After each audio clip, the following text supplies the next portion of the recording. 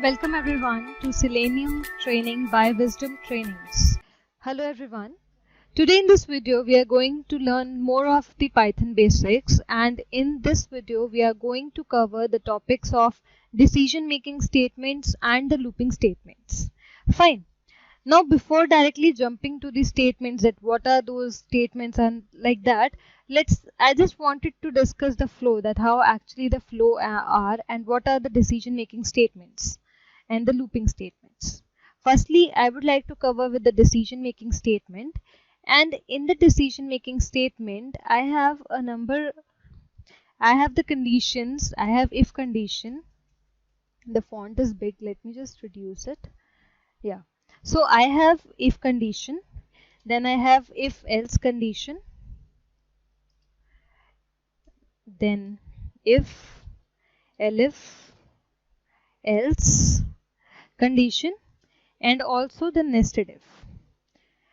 Now I have told you that all these are available with us in Python. These four are available with us in Python, but how actually the flows go on.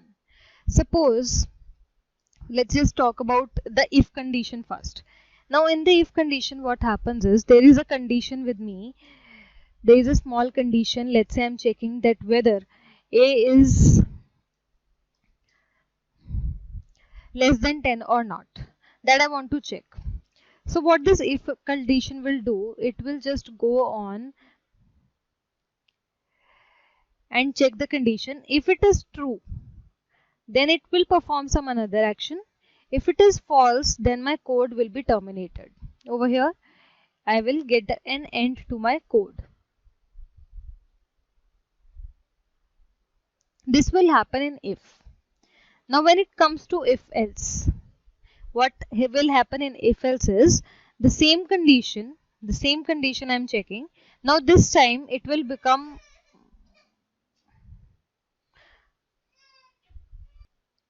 a true false kind of thing. If it is true, then it will perform some action.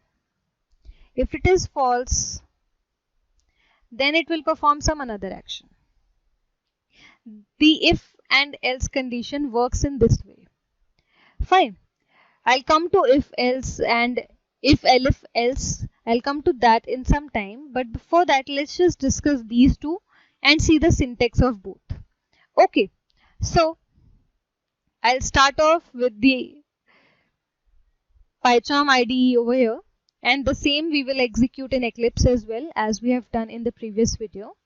Over here I'm just going to create one more Python file, and I'm going to name it as Python decision making. Okay. Now firstly I'm going to discuss with you guys is the if statement.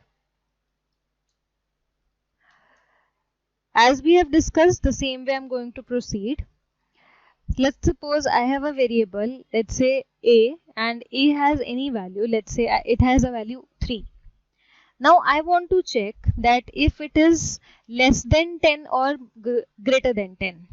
Right, so what I'll do is I'll use the if condition, and how actually if goes on. If the condition is a greater than,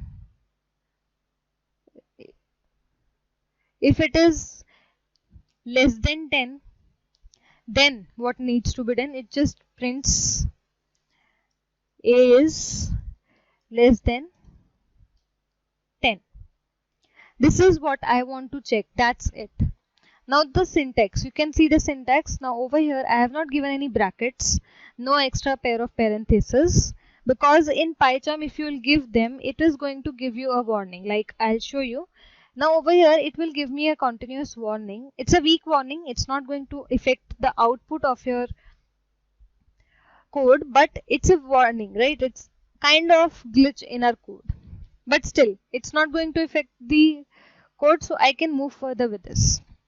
Now if I run this, run as, so it prints me a is less than 10, which is right in my case. 3 is less than 10. Now suppose it's not satisfying the situation. My value is something like 50. Now I know 50 is not less than 10. What will happen now? In this case, what will happen? Nothing has been printing. That means the condition, the diagram that we have followed over here, in the case of true, it performed the action that was given, and when the situation is not matching, it has ended the code. Now at this point, the condition that I am using right now, it's not going to be satisfied with the if condition. I need to use if else. That if it is true, then perform something. If it is not true, then perform something. So now I will be adding else part over here. Now this will become, I'll just will separate it. I'll copy this from here, Control C. And now I am demonstrating the use of if else condition, right? If else statement. Now my value of A, let's say 50, which is not less than 10. So I'll say else. That means if it is not satisfying, go to this part and print something else for me. A is greater than 10. Okay. Now I'm just commenting this for the time because we have already seen the output of it. I'll run this. Now I get it as A is greater than 10. So this way my if else condition that we have discussed over here, that we have seen how that works. Fine. Now is something else. Now next comes is the if, elif and else condition. Now how it works, that in any case I have more than two conditions to be checked. Like over here I am checking that whether my A is greater than 10 or it's lesser than 10. That's only I am checking. But what if I want to check another condition, that whether it's 0 or not? So where that condition will lie? So in this type of situation, I come up with the solution that is my if, elif and else condition. So let's just see that example as well. Again, I'll take a variable and I'll see that whether the values are matching to it or not. Fine, so I'll take a variable. I'll just write it down first, that what I'm showing you right now, it's elif else statement. Let's say I have a variable 50. I want to check that if my A is equals to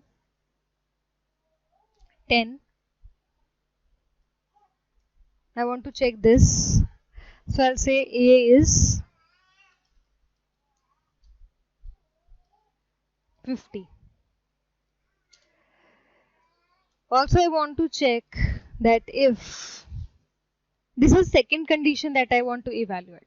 One condition I check that whether it is equals to 10 or not.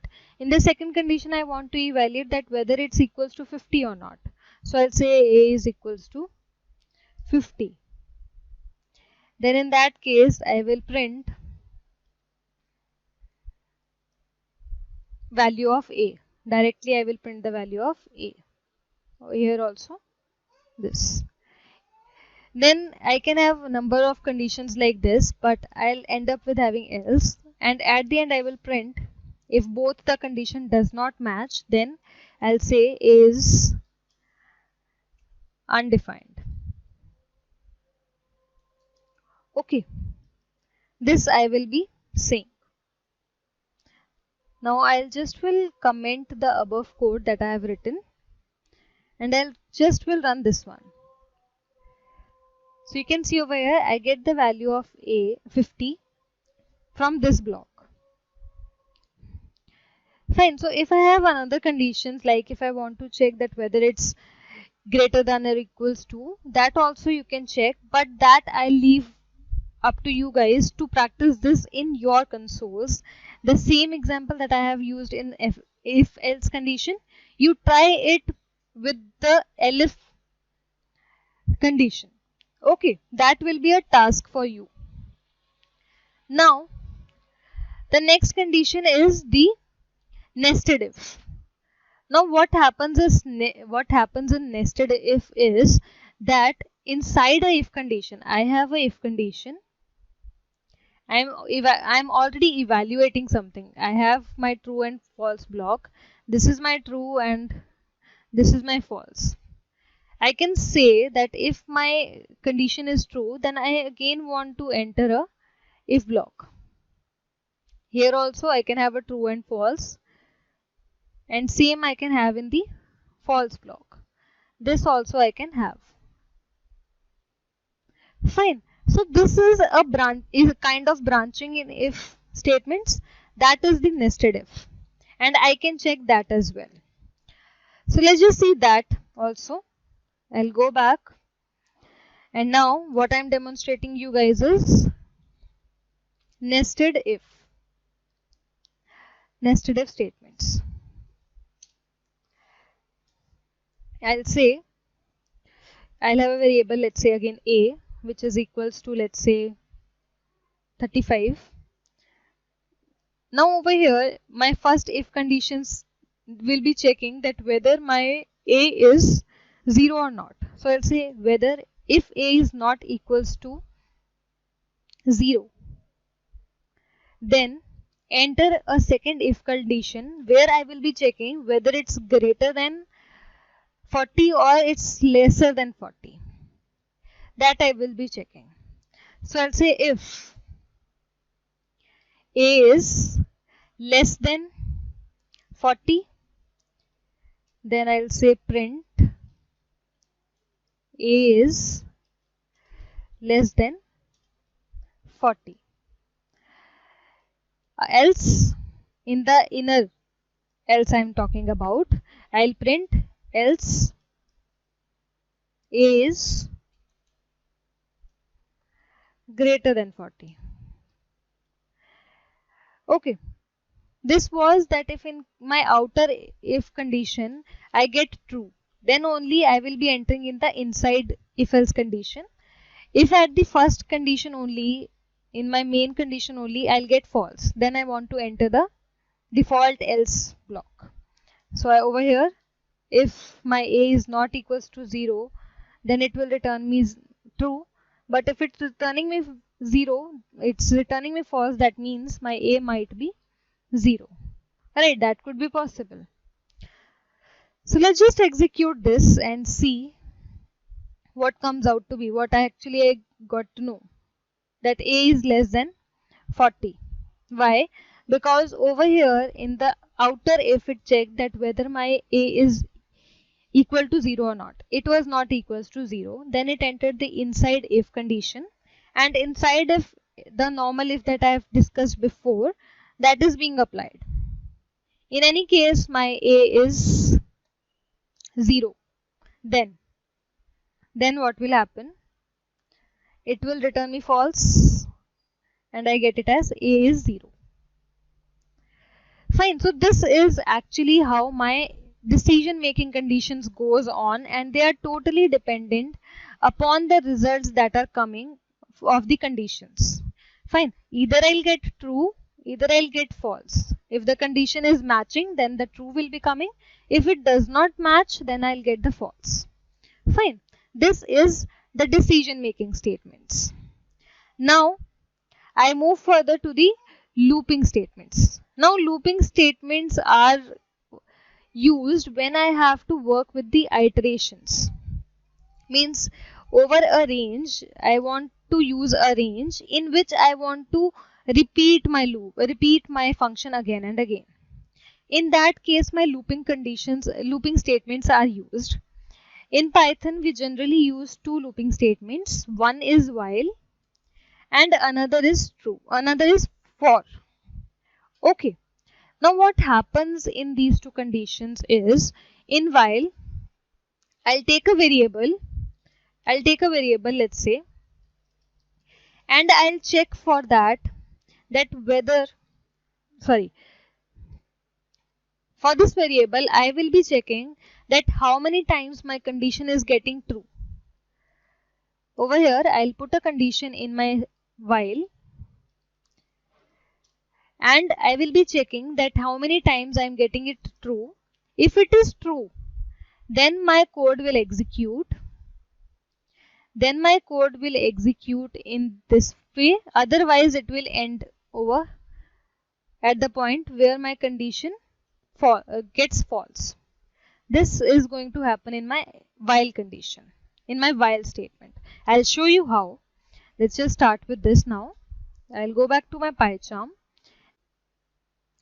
Now what I'm going to do is I'm just going to make one more module and I'll name it as Python looping. Okay. And over here I'm just going to uncomment the commands this way. Fine, I'll save it and I'll close the unnecessary modules as well. Okay. Now over here, as I told you in the while loop what actually is going to happen. So I'll just will have a variable. As I said, I'll take a variable. Let's say I have a variable var and I'll mark it as its value is 0. Fine. And now I'll pass a condition to my while loop. I'll say while a is less than equals to 10. That means till the time the value of my variable does not become 10, this particular iteration, this particular function should keep on working. Not function, but the commands that I will be giving inside, that should keep on running. That I want. Okay, and I'll say, let's say, I'll print the variable value first and I'll just will increment the value one by one, so that next time when here the condition is being checked, the value of this variable is being updated and there is a new value to check. Fine. So over here I'll say var is equals to var plus 1. So what this particular thing will do, it will add 1 to the variable. I'll tell you how. I'll just will save this and run this. Now over here, see, in the first iteration, in the first time, the value of my var is 0.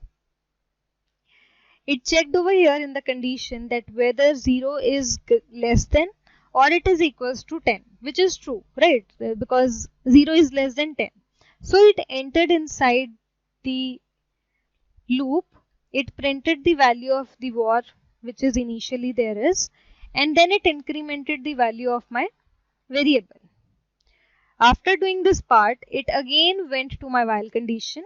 Now this time the value of my var has been changed. It has been incremented by 1. Now my var variable has become 1.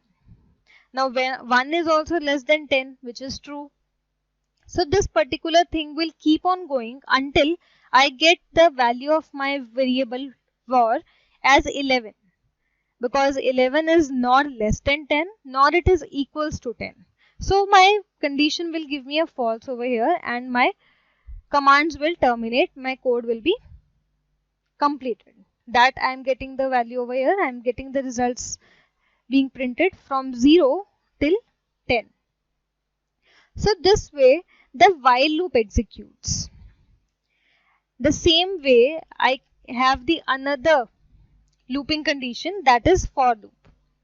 Now for loop is very flexible because you can use any range. Like in the while loop, I am giving a variable a value starting from 0 and it will go on until this condition is true.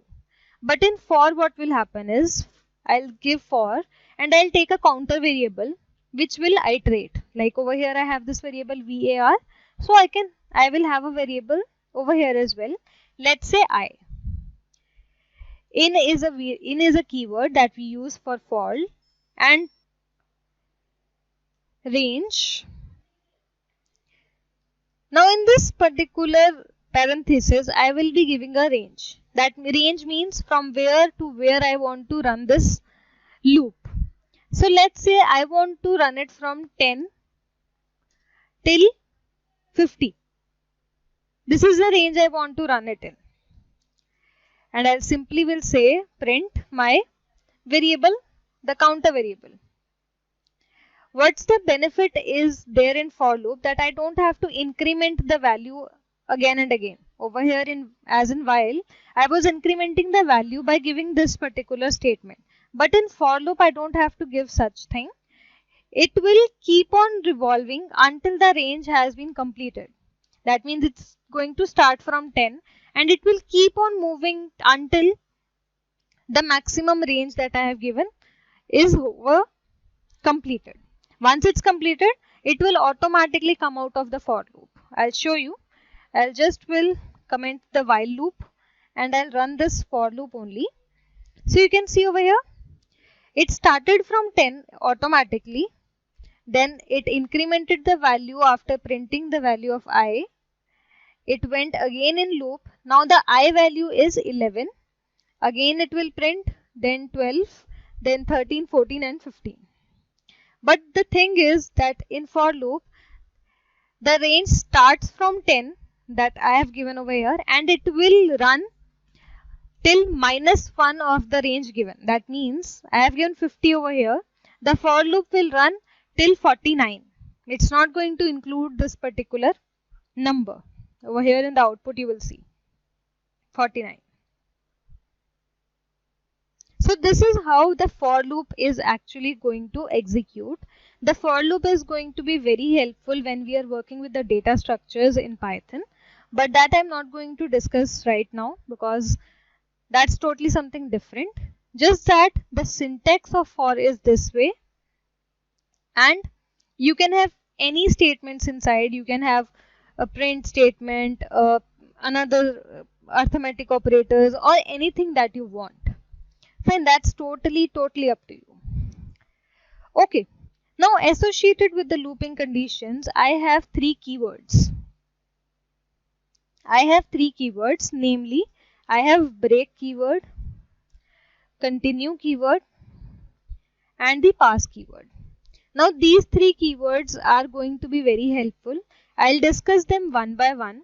Let's just talk about break first. Okay. And I'll show you that in both. Okay. So what break is going to do? Break is going to check for a particular condition. Let's say in the while loop, I have a condition if the variable is equals to 5. I only want to run the condition till the point it's 5. The maximum I want to run it for 10. The maximum condition goes for 10. But I want that when the loop reaches the value 5, I want to just get over it. I just want to end the execution at there only. So at that point, I will use break. This break keyword will break my execution of the loop and it will end my execution, end my whole code. I'll show you how. So I have commented the for loop for the time and save it and I'll run it. So over here you can see that it printed me the value. It normally started from 0. It printed 1, 2, 3, 4. Now as soon as the value of my variable becomes 5, it encountered the break keyword and from this break keyword only, it just came out of the whole loop. It didn't went to the while loop again and my execution got stopped. The same I can have in my for loop as well. I can have any condition. I can say if my I variable is equals to 13, then just break the execution at that point. I don't want to run all this, just break the execution. Okay. Now I'll just will save this. Just wait. Save this and I'll run it. So over here you can see that the value started from 10th for my for loop, 11, 12 and 13. Once it moved further to the 13th to go back to my for loop, it encountered the break break keyword and my code is terminated. So this is the use of for loop. This is the use of break keyword. Now comes the second keyword, that is continue. Now continue is a special kind of keyword. It's going to skip a specific condition. This continue, I just will write it also, that continue is going to skip specific condition.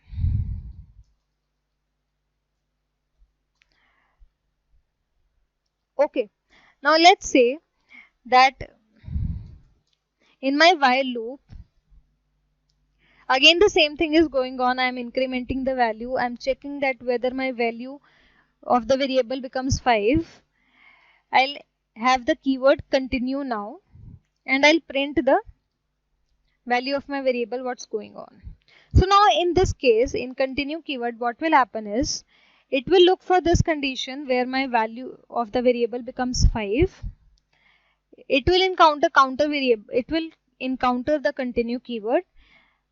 The loop will skip the value of 5. That means it's not going to print me the value of I var is equals to 5. It's directly going to jump to 6. Whichever statements I will be having after the continues keyword, those all are going to be skipped in that loop. So if I run this, you will see over here it's printing from 1, 2, 3, 4, but there is no 5. 5, the condition for fifth one has been skipped, and the rest are being printed over here perfectly fine. Fine, so this is how actually the thing is going on. The continue keyword is different from break in this way. Break totally ends the code, while continue just skips a particular condition. And the same is with the for loop. It will now in the for loop it will skip the case where value of my I is 13. I'll run this and I'll show you over here 10, 11, 12. Okay, it's printing 2 times. Let me have this print statement afterwards. Print I. Now I run this. Now you get over here 10, 11, 12, and now don't have the condition where my value of I was 13, and that has been skipped. Fine. So these were two keywords, break and continue, and how they are different from each other. Moving further to the pass keyword. Just a minute.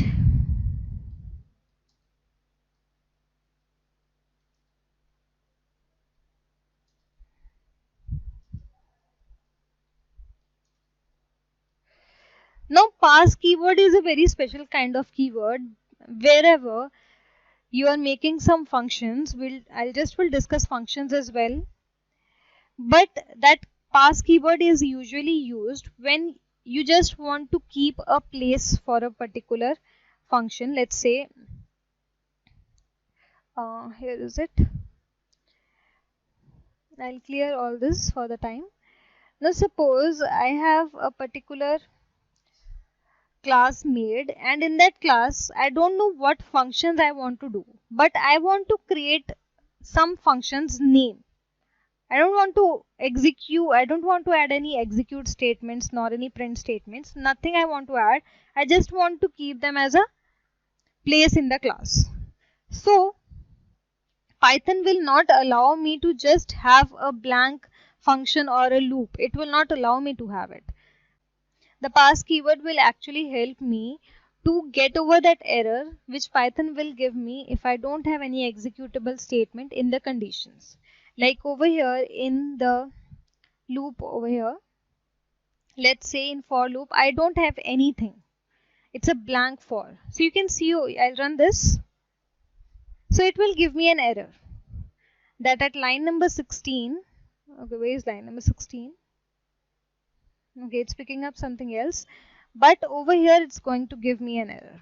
You can see over here this red line is coming over here because my for loop does not have anything which it needs to execute. What this loop needs to do, I have not informed that. So to avoid this error, I will introduce a pass keyword. and now my error is gone.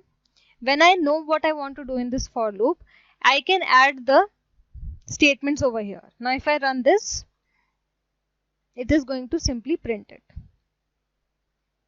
Fine. So pass keyword is not that generally used, but it's a useful one. It's a useful keyword. Sometimes it's of a lot of use. Okay, so this was about the keywords break, continue and pass. And along with that, we have covered the decision making statements and the looping. Now we have seen the decision making and looping both in PyCharm. The same I'm going to show you in Eclipse as well. What I'll do is I'll just will go to my Eclipse, and over here in my Eclipse I will create a new module and I'll name it as Python decision making. Okay, and from here, from my PyCharm, I'll get the code, Control C, and I'll directly will print it over here and run it as Python run. So you can see over here the same thing is being printed over here that was printed over in my PyCharm console. And again, there is one more module that we have covered, that is looping. So that also I'll show you, and I'll name it as Python looping. Okay, now I have another module. I'll get back to it. Done. I'll save it and I'll run it, and I am getting the output here as well.